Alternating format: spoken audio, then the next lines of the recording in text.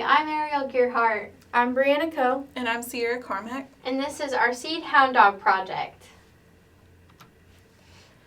So our project was designed for us to research the different species of trees that were given to us from our stakeholder, Dr. Jason Scott, and then to collect seeds from those rare and unusual species so that we can add them onto ABAC properties for use in dendrology classes.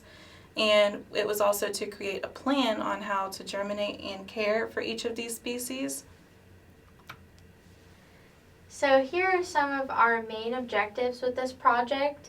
We wanted to create a stable line of communication with our stakeholder, Dr. Scott, so we could determine and understand what he needed and the specific outcomes that he desired from this project. And after we talked to him, we went about finding and gathering seeds of unusual or rare species for this area.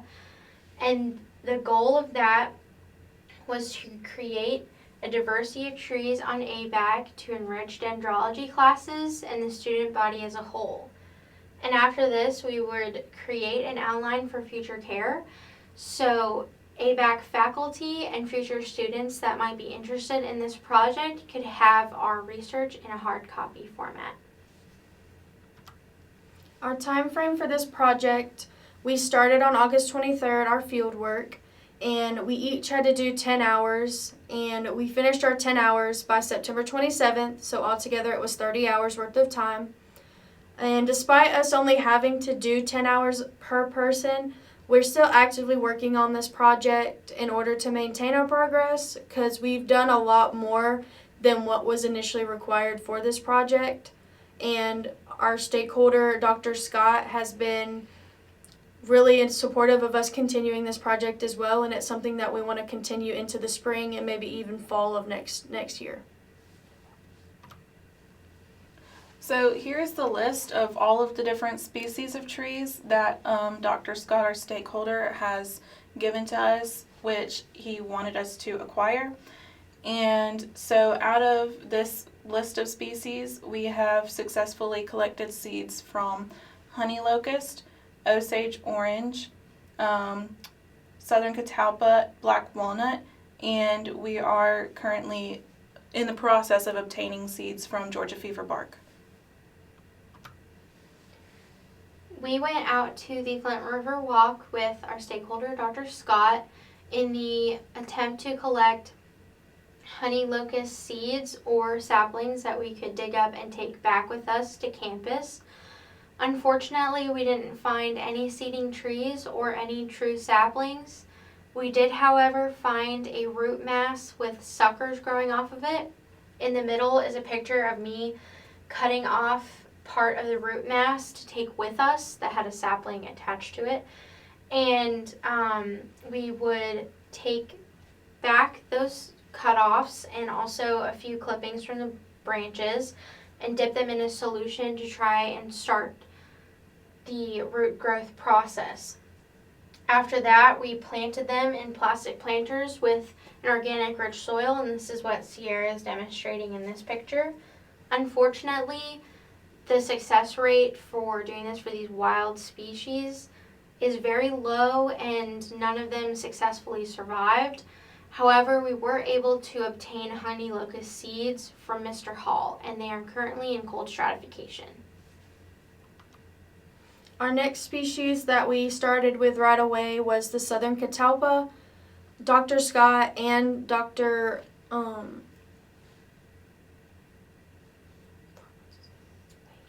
Wade informed us that we could go down to the NSA and get some seed pods from the catalpa down there, but unfortunately it has been overcompeted with other species around it, so we weren't able to find any good seed pods.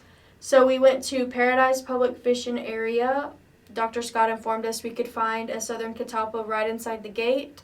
So we went and obtained 10 to 15 seed pods and brought them back to the Yow and left them with Dr. Scott until we were able to start the cold stratification process.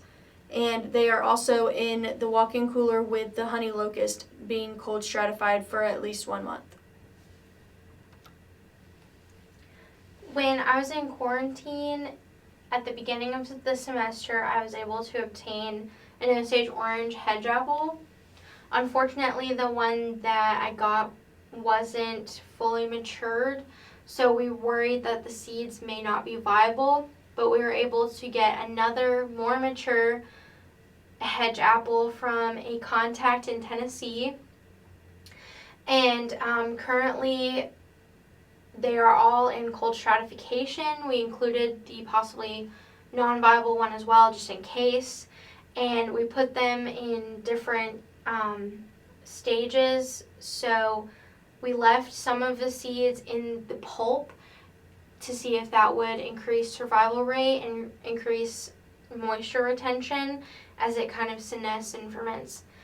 And we also put bare seeds on a moist towelette, and they are all currently in the cold stratification walk-in cooler. So we are lucky enough to actually have a Georgia fever bark tree on the school campus. Down at the NSA, the three of us had went and collected or attempted to collect some seeds from the species. However, they have these seed pods that are kind of bulbous, and they will actually burst and explode with the seeds coming out of the bulb. And so in order to collect the seeds, we had to actually go out and buy some pantyhose and zip ties, so that you can see here Ariel is standing with the tree, and she's attaching the pantyhose and putting it over the seed bulb so that she can take the zip tie and tie it around there and secure it, so that when the seed pods do explode, that we'll be able to collect the seeds from the bulbs, and hopefully eventually we will be able to get those seeds into cold stratification so that we can start the germination process soon. Thanks to Dr. Wade and his investment in this project, just like us, he's very interested in this as well. He offered for us to have some hop hornbeam and American hornbeam and also black walnut seeds for this project, and we of course said yes, we would like to have it.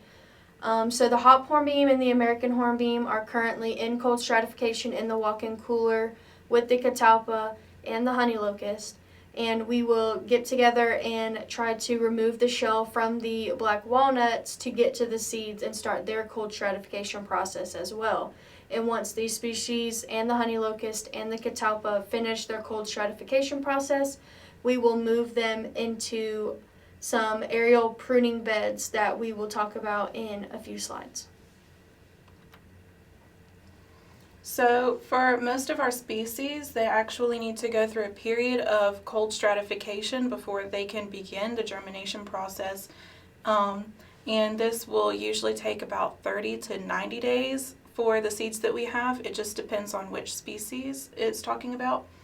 And our walk-in here in the Owl building is at about 51 degrees currently, but they typically are better if the walk-in would be at about 41 degrees. So we will be checking it very frequently to see if the temperature stays the same or if it goes back down. But if it's at 51 and stays there, then they might need to take a little bit longer in the walk-in to finish the cold stratification process.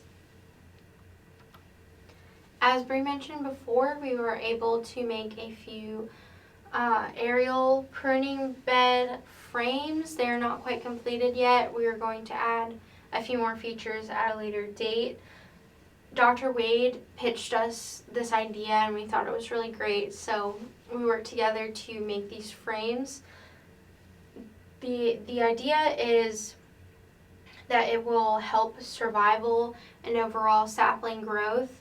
Typically with growing saplings and transplanting them once they get big enough, that process will damage the taproot, and this will ameliorate that by, as the sapling grows and the taproot hits the hardwood cloth that we will be applying later, it will die back a little bit and start growing roots laterally, and this will increase overall survival and growth, and also it will make it easier to transplant later on. this is the type of hardware cloth that we will be attaching later on, and then we'll be putting black cloth over that to hold in the soil.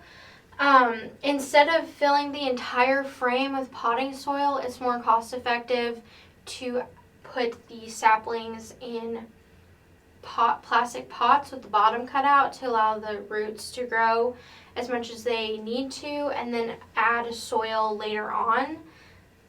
And we will hopefully be putting the aerial pruning beds with the saplings inside of one of the greenhouses on campus.